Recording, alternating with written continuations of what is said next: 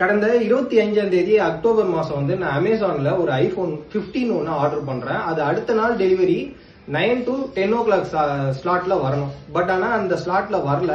உடனே நாங்க customer கேருக்கு phone பண்ணி கேட்டதுக்கு அதுக்கு அடுத்த நாள் உங்களுக்கு டெலிவரி ஆயிடும் சொல்லியிருந்தாங்க. அடுத்த நாள் ஒரு காலை ஒரு 6:40 மணி அளவுல வந்து டெலிவரி ஏஜென்ட் கால் பண்றாரு நமக்கு. சோ நான் போயிட்டு அந்த டெலிவரி ஏஜென்ட் கிட்ட இந்த பார்சல் வாங்கும்போது அந்த பார்சல் வந்து உடஞ்சி இருந்த மாதிரி ஒரு ஃபீல், உள்ள வந்து ஏதோ வேற ஏதோ பொருள் இருந்த மாதிரி ஒரு ஃபீல். அதனால இது வந்து ஐபோன் சார், இது என்ன சார் இப்படி கொடுக்குறீங்கன்னு நான் கேட்டதுக்கு, இல்ல சார் இது ஐபோன் கிடையாது, வேற ஒரு ப்ராடக்ட், நீங்க வேற ஏதோ ஆர்டர் பண்ணிருக்கீங்கன்னு சொல்றாங்க. நான் வீட்டுல கேட்டதுக்கு பேம்பர்ஸ் தான் ஆர்டர் பண்ணோம் நம்ம அப்படின்னு சொல்றாங்க. பட் இருந்தாலும் அந்த டெலிவரி பர்சனை கூட வச்சுக்கிட்டே அந்த பார்சலை நம்ம பிரிக்கிறோம். உள்ள வந்து பாத்தீங்கன்னா அந்த குழந்தைங்க யூஸ் பண்ற ஒரு ஷாம்பு மாதிரினா ஒரு கிரீம் ஒண்ணு இருக்கு. அந்த டெலிவரி பாயை கேட்கும்போது, சார் நான் தான் சொன்னேன் சார் இது ஐபோன் இல்ல சார், வேற ஏதோ கிரீம், நீங்க கஸ்டமர் கேருக்கு போன் பண்ணி ரிட்டர்ன் போட்டு நீங்க வேற உங்களோட ப்ராடக்ட்டை வாங்கிக்கோங்கன்னு சொல்றாங்க. பட் நான் என்ன சொல்றேன்னா, இல்ல இது வந்து ஐபோனா இருந்தாலும் இதுக்கு இடையில என்ன நடந்ததுன்னு பாத்தீங்கன்னா, அவரோட கான்வர்சேஷனும் என் கான்வர்சேஷனும் வேற மாதிரி போயிட்டு, சரி ஓகே வேற ஏதோ ப்ராடக்ட்னு சொல்லிட்டு ஓடிபி கேட்கிறாரு சார். ஓடிபி கேட்கும்போது என்ன நடக்குதுன்னா, எதுக்கு இந்த ப்ராடக்ட் போய் நீங்க ஓடிபி கேக்குறீங்க அப்படின்னு சொல்லி நான் கேட்கறேன். அதுக்கு இல்ல 500 ரூபாய்க்கு மேல எந்த ப்ராடக்டா இருந்தாலும் நாங்க ஓடிபி வாங்குவோம்னு சொல்றாங்க. உடனே நாங்க அந்த ஓடிபியை சொன்ன வேகத்துல இமிடியேட்டா என்ன நடக்குதுன்னு பாத்தீங்கன்னா, ஐபோன் ஹஸ் பீன் டெலிவர்டுன்னு சொல்லிட்டு நம்ம அமேசான் ஆப்லயும் காமிக்குது, நமக்கு ஒரு மெசேஜும் வருது. சோ இது ரொம்ப அதிர்ச்சியான உடனே அந்த டெலிவரி பர்சனை புடிச்சு கேட்கும்போது, இல்ல நீங்க கஸ்டமர் கேரை போய் கேளுங்க, என்ன கேட்டு ஒரு பிரயோஜனமும் இல்ல அப்படின்னு சொன்னதுக்கு அப்புறம் நம்ம கஸ்டமர் கேருக்கு போன் பண்றோம் சார். உடனடியாக நாங்க வந்து கஸ்டமர் கேருக்கு போன் பண்றோம். அவங்க என்ன சொல்றாங்கன்னா, நீங்க ரிட்டர்ன் பண்ணுங்க, 29ஆம் தேதி நீங்க ரிட்டர்ன் பண்ணுங்க, உங்களுக்கு வந்து அமௌண்ட்டை ரீஃபண்ட் பண்ணிடுறோம் சொல்றாங்க சார். உடனே 29ஆம் தேதி நாங்க ரிட்டர்ன் பண்றோம். ரிட்டர்ன் பண்ணிட்ட பிறகு என்ன நடக்குதுன்னு கேக்குறீங்கன்னா, உங்க அமௌண்ட்டை வந்து நாங்க ரீஃபண்ட் பண்ண முடியாது. எதனால நாங்க வந்து எதனாலன்னு கொஸ்டின் கேட்கும்போது, இந்த மாதிரி உங்க அக்கௌண்ட் ஆக்டிவிட்டியில நிறைய பொருளை வாங்கி நீங்க கேன்சல் பண்ணிருக்கீங்க, நிறைய பொருளை வந்து ரிட்டர்ன் பண்ணிருக்கீங்கன்னு சொல்லிட்டு ஒரு மெயில் ஒன்னு அனுப்புறாங்க சார். இந்த நாங்க ஓபன் பண்ண வீடியோ, இந்த டெலிவரி பாய் கிட்ட பேசின வீடியோ, டெலிவரி பர்சன் கிட்ட எடுத்த வீடியோஸ் எல்லாத்தையுமே நாங்க அனுப்புறோம். ஆனா அதுக்கான எந்த ஒரு முடிவும் அவங்க வந்து எங்களுக்கு தரல.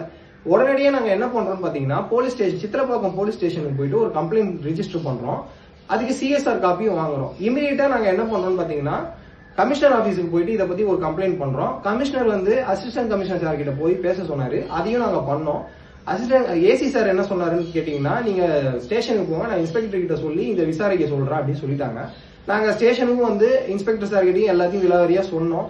அவர் வந்து நாங்க லோக்கல் ஹப்ல வந்து நாங்க இதை பத்தி விசாரிச்சு உங்களுக்கு நாங்க வந்து முடிவு சொல்றோம்னு சொன்னாங்க சார். இதுக்கு இடையில என்ன நடக்குதுன்னு பாத்தீங்கன்னா, அவங்க கொடுத்த ஐஎம்ஐ நம்பர்னு ஒன்னு இருக்கும் சார். அமேசான்ல நம்ம ஒரு ப்ராடக்ட் வாங்குறோம், ஐபோன் மாதிரி ஒரு ப்ராடக்ட் வாங்கும்போது ஐஎம்ஐ நம்பர், சீரியல் நம்பர்னு சொல்லிட்டு 2 விஷயம் அவங்க தரணும் சார். சோ அமேசான் அப்ளிகேஷன் உள்ளே நான் அதை டவுன்லோட் பண்ணி பார்க்கும்போது, நம்ம நார்மலா இந்த ஐஎம்ஐ ஆக்டிவா இருக்கா, அதுக்கான சீரியல் நம்பர் என்னன்னு சொல்லிட்டு நம்மளால வந்து சர்ச் பண்ண முடியும் சார். இந்த கூகுள் சர்ச் மாதிரி ஒரு சில விஷயத்துல நம்ம பண்ண முடியும்.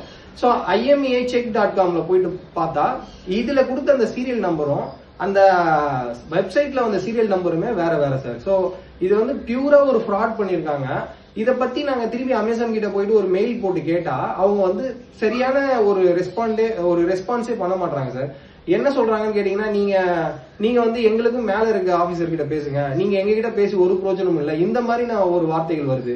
அதுக்கப்புறம் என்ன நடக்குதுன்னு பாத்தீங்கன்னா, சேட் ஆப்ஷனையே டெலிட் பண்ணிட்டாங்க சார். அதாவது சேட் ஆப்ஷன் வந்து டெக்னிக்கல் இஷ்யூ ஆகனால உங்களால சேட் பண்ண முடியாதுன்னு சொல்லி ஒரு ஆப்ஷன் எடுத்துட்டாங்க சார். அந்த அப்ளிகேஷன் உள்ள இருக்க அந்த தமிழ் மொழியில பேசுற மாதிரி நம்ம ஒரு ஆப்ஷன் இருக்கும் சார் அமேசான்ல பொதுவா. அந்த தமிழ் மொழியில பேசுற ஆப்ஷனையும் எடுத்துட்டாங்க சார். சோ இப்போ வந்து நம்ம இங்கிலீஷ்ல தான் பேசி அவங்க கிட்ட நம்ம வந்து நம்மளுடைய குறைகளை சொல்லணும்.